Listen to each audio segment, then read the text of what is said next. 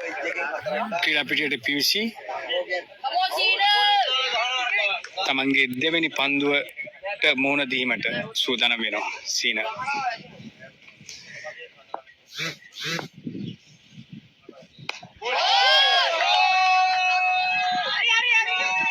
සීන පල්ලවෙනි ලකුණු 4 ලබා ගන්නවා. කෙලින්ම පන්දු යවන්නාගේ ළඟින්ම කිසිම සමාවක් දුන්නේ නැහැ. සීන ලකුණු 4ක් ලබා ගන්නවා.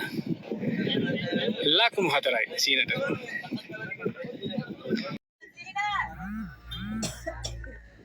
බලමු සීන කොයි ආකාරයෙන්ද මෙම වේග පන්දු යවන්නාට මුහුණ දෙන්නේ කියලා.